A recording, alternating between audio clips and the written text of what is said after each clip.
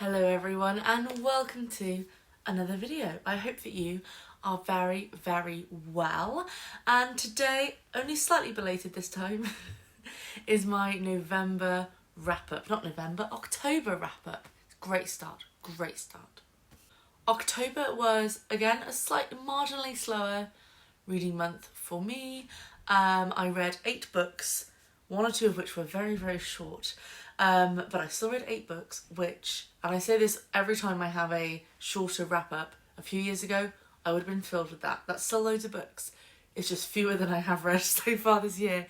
But you know what? There were some cracking books. There were also some not so cracking books, but there were some cracking books that I read in October. Before we get any further though, I want to talk to you about one of my November books because I have 2 copies.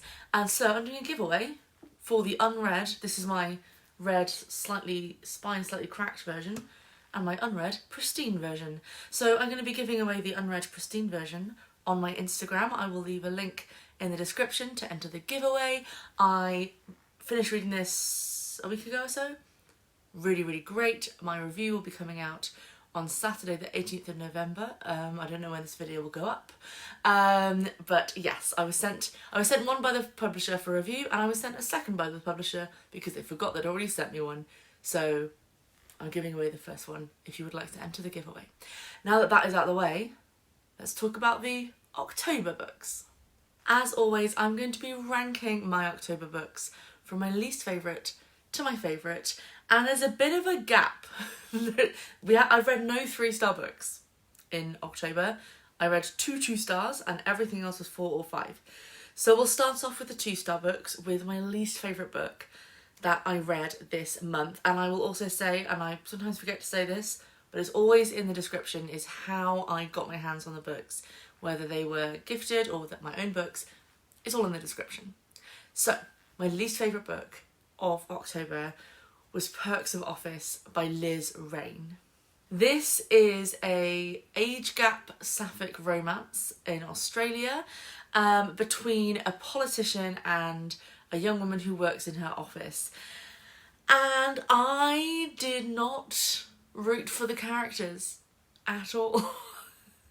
I did not like their relationship. I did not like their romance. I loved some of the friendships, some of the side characters, but the actual romance just was not there for me. It was so kind of like, it was very, we kept being told how much they loved each other and how much they liked each other, but I never believed it. I never believed it. So that was my least favourite read of October, unfortunately. I do have another Liz Rain book to review, so maybe that one I'll feel differently about the romance, who knows. And then the other 2-star book, and I really, really wanted to love this one, Disaster Dates and Lucky Escapes by Tess Smith Roberts. Now, part of the reason I wanted to love this book, so this is a book, it's based on a webcomic, I think it's a like comic strip about online dating and the entertaining stories that people have from online dating. And part of the reason I really wanted to love this book is I have been through it. I have done the online dating. It's where I met my fiance. But also I met some not so great people. I didn't meet up with the really terrible ones, but you know, I've been through it. I wanted to kind of see that in this book. And I did see all of the entertaining stories and the kind of not so great people in terms of just like weird people you can meet online and the entertaining stories.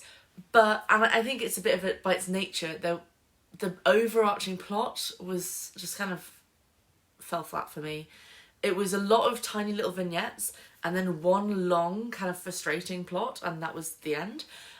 So I think I would have either preferred more plot or no plot. I think the halfway wasn't the one for me. But it was very funny. There were some really funny moments, and I think I'll probably follow the comic strip because those individual moments were really, really entertaining. So then we do a big jump up to the 4-star books. So the first one in my 4-star books to talk to you about is The Evolving Truth of Ever Stronger Will by Maya McGregor. Now, I read and reviewed their first book, which also had a very long title, The Many Half-Lived Lives of Sam Sylvester a couple of years ago, and I absolutely loved it. So I was very excited to get to read their second book.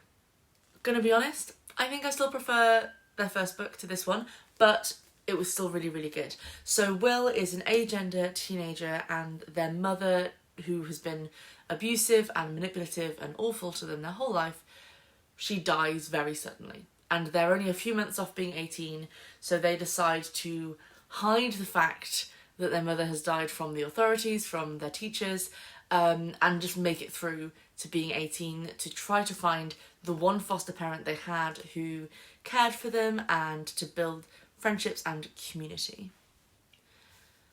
So I really, really loved all of that story. It was very moving, obviously quite dark at times. And what I really liked, and this is quite an unusual thing in YA books, I feel, is part of Will's journey was realising that their friends are flawed and might not always be there for them and will make mistakes. And also, on the flip side, that not all adults are terrible. Will has had some very, very terrible experiences with adults, with people in positions of power, and it was refreshing towards the end of the story to see them start to trust some people again and allow them to help them in the way that they could. So another really solid book from Maya McGregor. I think they're one to watch. They are one to watch. And this is a book that should be, along with Sam Sylvester, should be in every library. And then my other 4-star read for October was another YA book, Charming Young Man by Elliot Schreffer.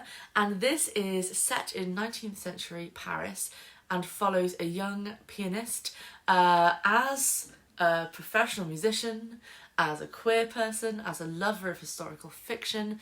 This one was screaming to me, and I'm so glad I got the chance to review it. So the main character is Léon de la Fosse, apologies for my French accent, who is a piano player and a composer, and he's a real person. Most of the figures in this book are real people. He is friends with people like Marcel Proust, and it's about that sort of late 19th century salons in Paris, kind of on one side very bohemian and liberal, on another very conservative and gatekeepery community. It was such a fascinating setting, and to see Léon move through that and try to find his own way as a working class person and trying to sort of, move through the classes was really, really interesting and frustrating, and all the characters were larger than life. So many eccentrics in this book. I was loving it, and the final couple of chapters did let it down for me a little bit. It just kind of stopped at the end. The ending wasn't what I'd hoped, but the rest of it, I loved. This has got like Netflix original drama written all over it. I really hope it gets picked up for an adaptation, because I think it would be so much fun, so great, so much potential for creativity. And it was a really fresh voice, this book. It was it was a nice palate cleanser. I was a little bit reading slumpy last month, and this got me back on the horse. So we're already in the 5-star zone, because 50% of my October books were 5-star books. So, first one in the 5-star zone is Song of the Sun God by Shankari Chandran. And this is a multi-generational literary fiction about a family originally in Sri Lanka, or what is now known as Sri Lanka, in the 1940s through to early 21st century Australia, with a little foray to London in there as well. It had so many themes about heritage and family and love and loss and trauma. It was incredibly moving, really, really moving, and I thought it balanced the personal and the political perfectly. That the political goings on, the things going on in the world, they affected this family, they were a part of this family's story, but it wasn't the be-all and end-all of their story. And I thought that was really, really well balanced. Very, very moving read. Highly, highly recommend. And then next up on the 5-star reads is Shield Maiden by Sharon Emmerichs. And I'd had this off NetGalley months and months ago, and I'd been sort of not putting it off, but every time it came up I was like, I'm not really in the mood for it. And I don't know, I've been putting it off so long. It was so great. It's based on the Beowulf legend, the very end of Beowulf's story, and the main character, Frida, is Beowulf's niece, and it's about her journey to becoming a shield maiden, a female warrior in that time setting era, that sort of thing. And so she does not have the easiest journey because she was injured as a child, so she is disabled, and it was about that kind of, not sort of overcoming it in so far as that, but still achieving her dreams, even though people said she couldn't. And I loved that. It was great. It was about female leadership and crossing class boundaries and race boundaries, and it was about being strong without sacrificing femininity. I thought that was very unusual, that usually books about female warriors tend to be very quote-unquote strong female character, and she was a strong female character without losing sort of the typically feminine traits, that she was caring and empathetic and soft, and all of those things that usually are seen as a weakness were her strength. And I thought that was such a great twist on a very well-worn trope. It will surprise no one that I also gave 5 stars to one of my most anticipated releases of the year, A Power Unbound by Freya Marske. I love these books so much. I don't know the last time I got stuck into a fantasy series like this. I was a big fantasy series person as a teenager, but not so much as an adult, but this one has hit the spot for me, and this final entry was just the perfect ending to the trilogy. We had a new main couple, as has been the trend for this series, and the chemistry was sizzling between these two. The magic and the world was expanded so well, and that's what I love about this series, because we all know I don't like a complicated magic system. I want it to just be there. Make it easy and simple for me. And I thought this was done really excellently. It was also really nice to see all the characters together again. In the second book, I did really miss Robin and Edwin in the second book. So it was nice to have everyone back together. The whole gang is back together for the big finale. I loved it. It was so great. Do yourself a favour. Read this genre-blending trilogy. It was great. And so we have reached the best book I read in October, and this is my non-fiction pick for October, and that is Black and British by David Olusoga. On one level, it's pretty self-explanatory. What this book is about is that it's about Black British history.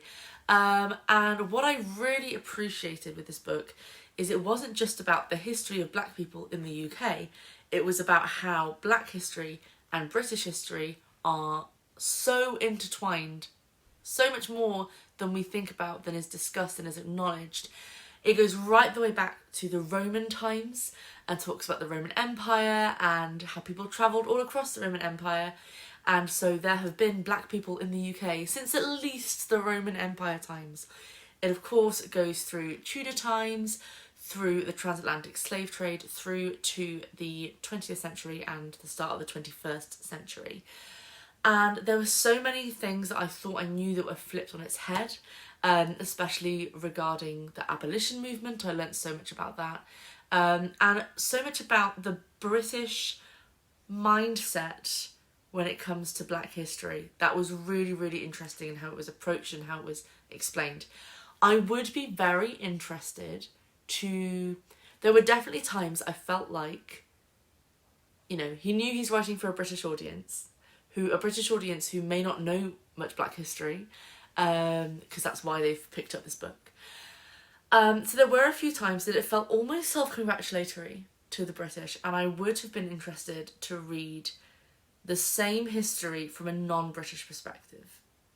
I think that would have been really interesting. But this is an essential read, basically. It's a vital, essential read for anyone in the UK. It just completely reframes so many things that we think we know about our own history. So definitely read it. It is long. It does not feel long. It's as hefty non-fiction books go. It was very readable. I was really sort of absorbed into it. It was fascinating, really accessibly written. Just read it. Just read it. And that's it. Those are all the books that I read in October. Let me know in the comments what you read in October. And if you've read any of the books that I've mentioned today, let me know what you thought. Give this video a like if you enjoyed it. Make sure to click subscribe if you'd like to see more videos from me. And I will see you next time. Ta-ra for now.